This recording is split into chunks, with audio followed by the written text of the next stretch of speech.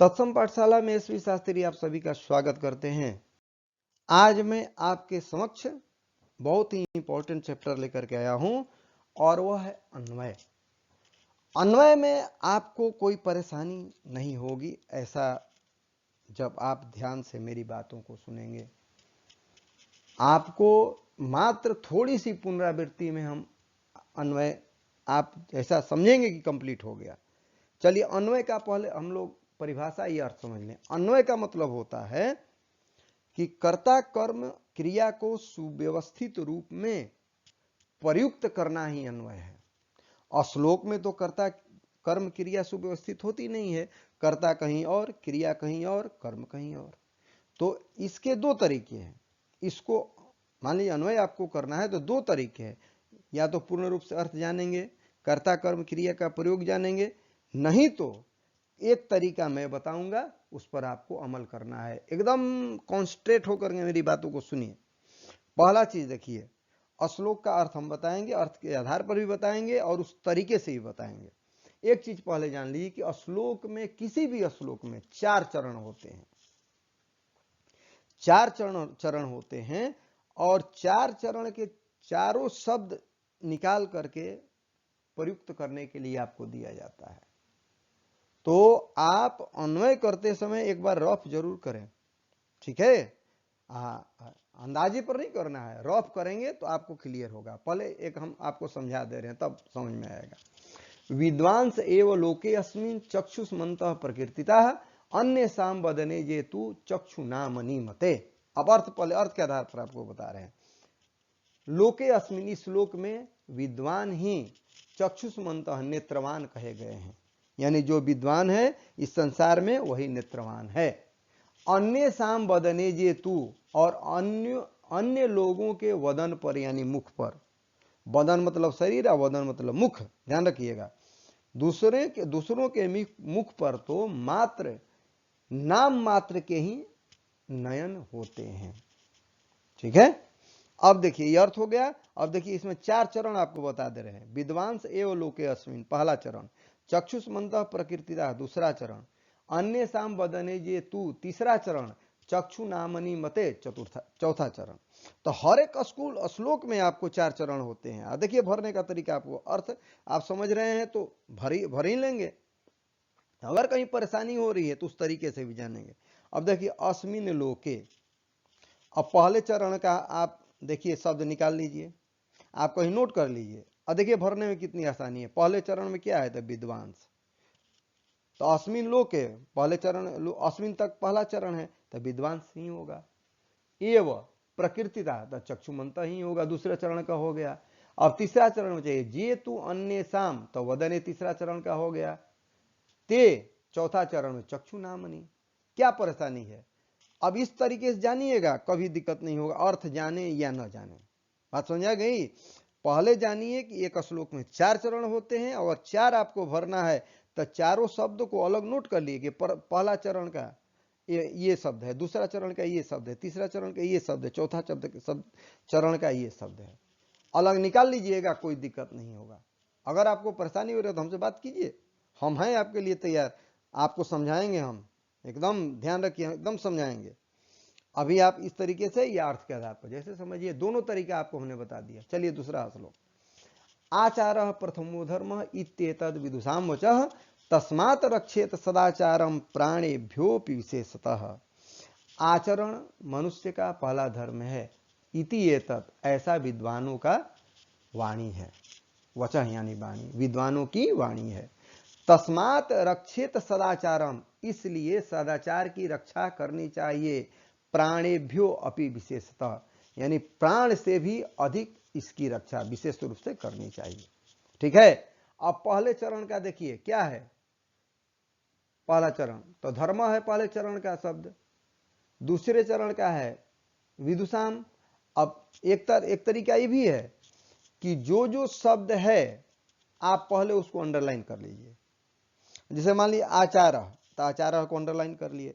प्रथम को अंडरलाइन कर लीजिए। इति को अंडरलाइन कर लिए। एतत् को अंडरलाइन कर लिए। वचः को अंडरलाइन कर लिए। तस्मात् को अंडरलाइन कर लिए। प्राणेभ्यो अपि, इसको भी अंडरलाइन कर ली, और रक्षेत को भी अंडरलाइन कर लीजिए। ठीक है, अब जब अंडरलाइन कर लिए तो आपको पास 4 शब्द बचा। एक तरीका ये भी बता दिए, ऊपर में आपको श्लोक को चरण के आधार पर बताए, अब ये दूसरा तरीका। तो 4 शब्द आपका बचा। तो 4 शब्द जब बचा तो देख लीजिए कि पहले चरण का कौन सा शब्द है। तो आचार प्रथमो धर्म, पहला चरण का। इति एतत्, दूसरे चरण का विदुषाम वचः। तीसरे का तस्मात् सदाचारम, दूसरा चरण में सदाचारम है। ठीक है, प्राणेभ्यो अपि विशेषतः रक्षेत। क्या इसमें परेशानी है भाई? ये दो तरीका, दो का 3-4 तरीका ही आपको हमने बता दिया। अगर आपको परेशानी है तो हमसे बात करेंगे, और अच्छा लगे तो भाई सब्सक्राइब करें, लाइक करें और शेयर करें, ये मेरे हौसले को बढ़ाता है, ध्यान रखिए। चलिए अगला श्लोक देखते हैं। पिता यच्छति पुत्राय बाल्ये विद्या धनम महत्, पिता अस्य किम तपः तेपे इत्युक्ति तत्कृतज्ञता। पिता पुत्र के लिए बाल्यावस्था में महान विद्या धन प्रदान करता है। अर्थ हो गया पहले लाइन का, पिता अस्य किम तपः तेपे, पिता इसके लिए कौन सा तप नहीं किया, इति उक्ति तत्कृतज्ञता, यह कथन उसके प्रति कृतज्ञता को दर्शाती है।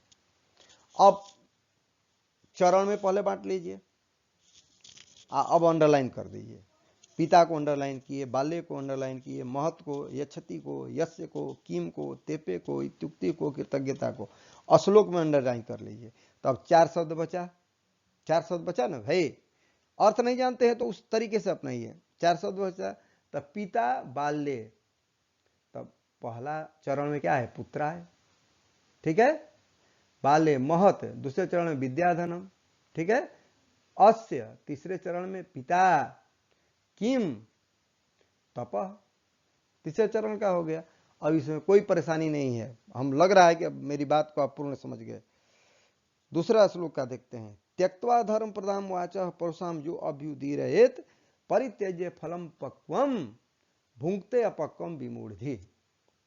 अब ये कह रहा है कि जो व्यक्ति धर्म प्रदान करने वाली वाणी को त्याग कर कठोर वाणी बोलता है, वह पके हुए फल को, फलम पक्वम, पक्वम फलम परित्यज्य, पके हुए फल को त्याग कर अपक्वम भुंक्ते, कच्चा फल खाता है, वह मूर्ख बुद्धि वाला होता है। ठीक है, अब जितना शब्द है अंडरलाइन किए हम, यह को अंडरलाइन कर लिए, यहां पर यह है लास्ट में, वाचम त्यक्त्वा अभ्युदीरयेत विमूढ़ि। तब पहले में क्या है, यह वाचम, तो धर्म प्रदान पहले चरण का हो गया। दूसरे चरण में हो गया परुषाम। अब तीसरे चरण विमूढ़ि, पक्वम फलम, पक्वम फलम परित्यज्य। अब इस तरीके से तो आपके दिमाग में एकदम हमको लग रहा है फिट हो गया कंप्यूटर की तरह। चलिए फिर आगे हम लोग मिलेंगे, तब तक आप चैनल को सब्सक्राइब करें, लाइक करें और दोस्तों के साथ शेयर अवश्य करें। एक और आपको उदाहरण मैं बता रहा हूं, देखिए। अवक्रता यथा चित्ते तथा वाची भवेत यदि तदेवाहु महात्मान समत्वमिति तथा। जिस प्रकार की सरलता, अवक्रता यानी सरलता हृदय में हो, उसी तरह की वाणी में होनी चाहिए। तत्एवाहु महात्मानः, कह रहे ऐसा महात्माओं ने कहा है।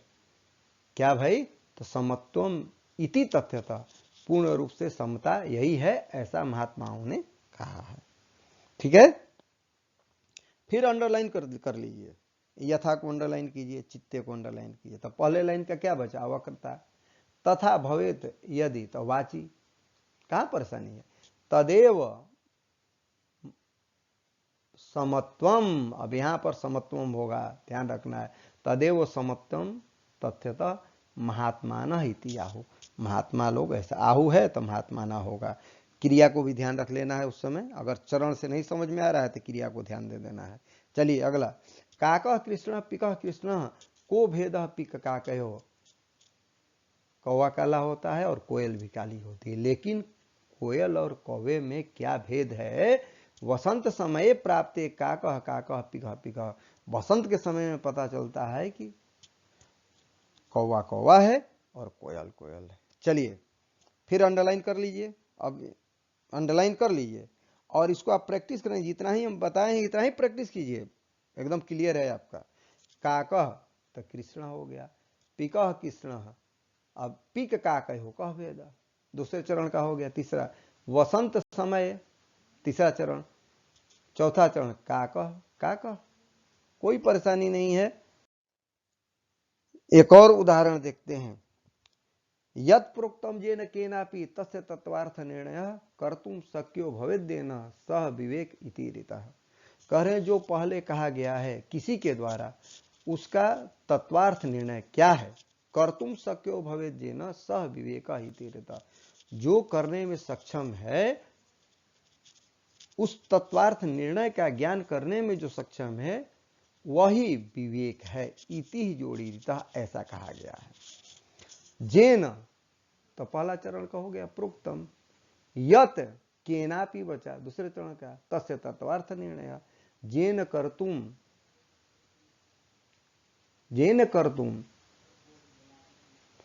भवेत, जेन कर्तुम शक्य भवेत स विवेक इति रीता, दूसरे तीसरे चरण का शक्य, सक्षम हो जाता है, शक्य भवेत। चौथे चरण में बचा विवेक, कोई परेशानी नहीं है। चरण वाइज कीजिए और उसको अंडरलाइन कर लीजिए, कोई दिक्कत नहीं होगा। अगला, यह इच्छति आत्मनः श्रेय प्रभुतानि सुखानि च न कुर्याद अहितम कर्म सपरभ्य कदापि च। करे जो अपना कल्याण और बहुत सुख चाहता है, वो कभी भी दूसरे का बुरा कर्म न करे, ये अर्थ हो गया।